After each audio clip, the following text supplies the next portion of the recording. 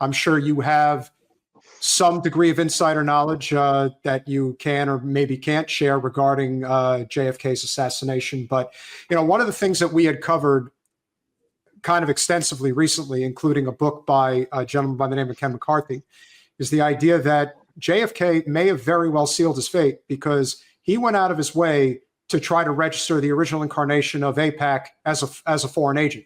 And that was a non-starter because all of the money, the millions, this is in the 1960s, mind you, the millions upon millions of dollars that was being facilitated into AIPAC on behalf of the Israel lobbying firm was all being done by the Zionist movement here in the United States.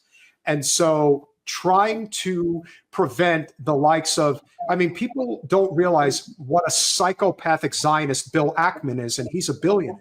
And it doesn't take a lot to just move, $20-30 million of his multi-billion-dollar portfolio to say, bing, bang, boom, we're getting, this person out of Congress, putting this person in.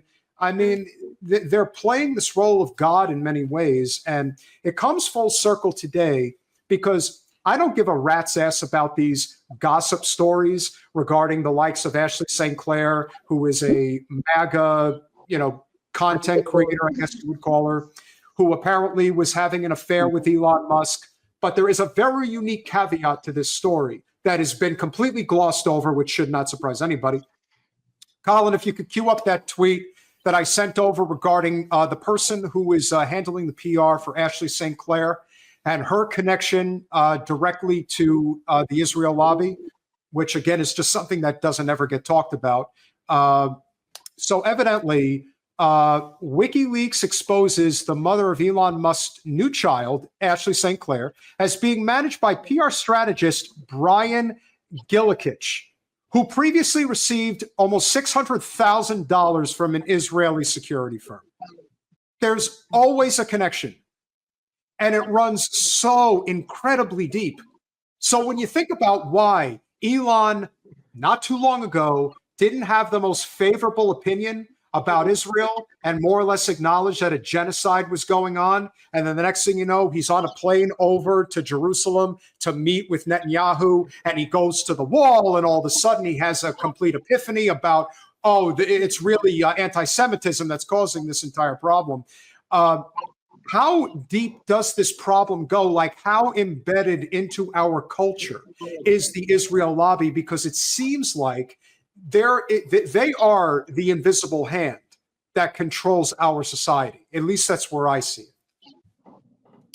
it. In my first week, during my first week on the Senate Foreign Relations Committee staff, AIPAC lobbyists came to the office and, with giant phony smiles on their faces and invited literally everybody on the staff to go to Israel. And I said, oh, no, thanks. Why not? I said, no, thank you. I'm not interested. Oh, have you ever been to Israel? I said, no, I had never been to Israel at that point, but I'd get there one of these days, but it was going to be on my own dime. I don't want you guys to pay for a trip to Israel. Most of the staff went. And of course, they're treated to dinner at the best restaurants and the finest Israeli wines, and they're taken to all the most beautiful neighborhoods, and they come back and they say, my God, what an incredible first world country, and their economy is so strong, and they have such a vibrant technology sector, and the hotels are beautiful, and blah, blah, blah, blah, blah, because they don't get to see what Israel really is like. They don't get to see the gigantic open-air prisons that most Palestinians are forced to live in generation after generation after generation. There's this fake world that's presented to them, and for the most part, these guys are young and inexperienced, and they come back, just thinking Israel is the greatest thing on earth. I was in the CIA for 15 years. I know what the Israelis are like. They're not our friends. Listen, on my very first day at the CIA, I've said this 1,000 times. We got a briefing by the director of security. For the whole CIA, he came to talk about counterintelligence. And he said that most embassies in Washington have what are called declared officers. That is, a member of that country's intelligence service who is declared to the CIA, where they say, this is so-and-so, he's from our intelligence service, and he's going to be working with your people. The Israelis had 2 declared officers, one from Mossad and one from Shin Bet, working at the Israeli embassy. But the FBI had found 189 undeclared Israeli intelligence officers working all across America to steal our defense secrets. That was 35 years ago. How many are there today? If you have Israelis that are trying to burrow their way into every defense contractor in America, right? Mm-hmm. In addition to the CIA, the FBI, NSA, the Pentagon, how many Israeli spies are we talking about? It's not a secret that the CIA lists Israel as critical threat for counterintelligence. You know what the other countries are that are critical threat for counterintelligence? China, North Korea, Cuba, and Israel. It's like, come on. How in the world did we convince ourselves that these people are friends? Yeah. Yeah, our friends, the Israelis. It's funny how when it's Israel, it's not interference. You know what I mean? I find there's such a double standard, right? Like you can have Congressman Brian Mast showing up to Congress in an Israeli, army uniform. Should have been shot. The Biden administration's negotiator, Amos Hochstein, born in Israel, served in the IDF. It's just like all of these things would be, people would have some questions and what, you know what I mean? Like you might be not allowed in certain positions or whatever. You're sort of your loyalties might be questioned if you are from any other country, or if you show up in the uniform of another country's army to our Congress. But when it's Israel, it somehow doesn't count. It's never actually interference. In fact, it's interference if you try to maybe just leave open your right to criticize Israel or call for a boycott or whatever else. It's a very strange double standard. I mean, I feel like for that reason, I don't think Israel needs to honeypot Elon Musk, right? I think they're fine. They've got who they need to get.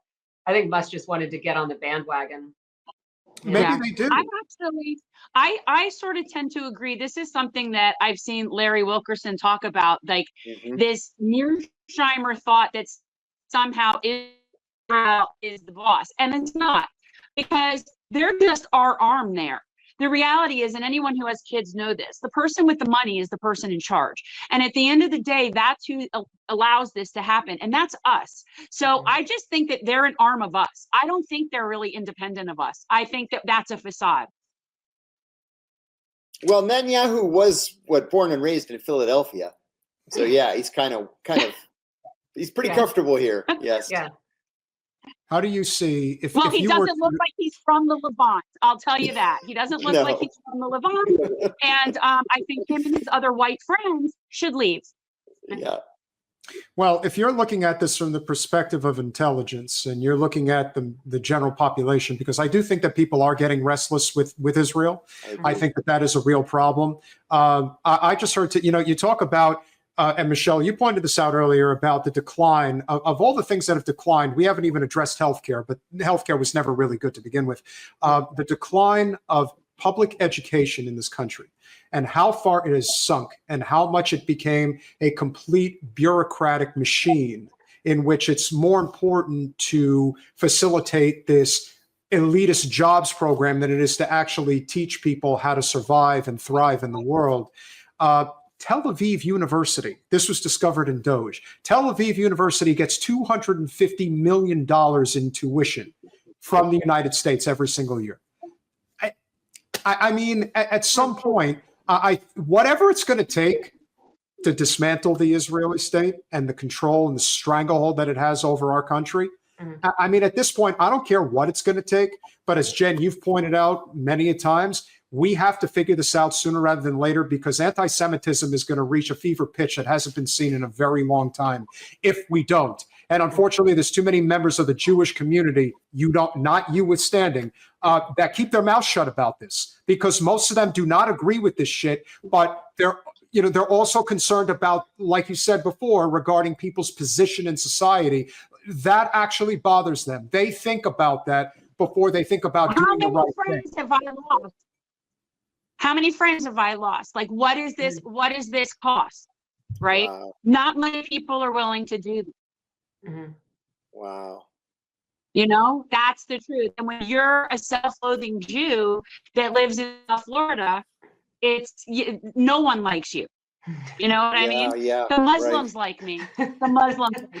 I do, like, it has, we experienced this during Russiagate a lot, John. Like, it does feel as though, again, I don't like to sort of harken back to some like a good old days point or whatever, but it does seem like people are really allowing political differences to come between personal relationships in a way that's kind of bizarre.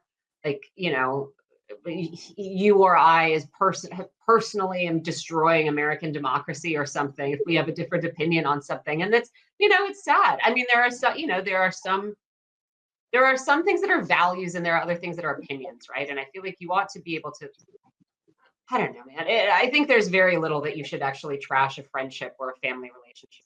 Well, what's interesting is obviously I think it works better in the other direction. So from my perspective, genocide's a line for me that I am just not going to be okay with.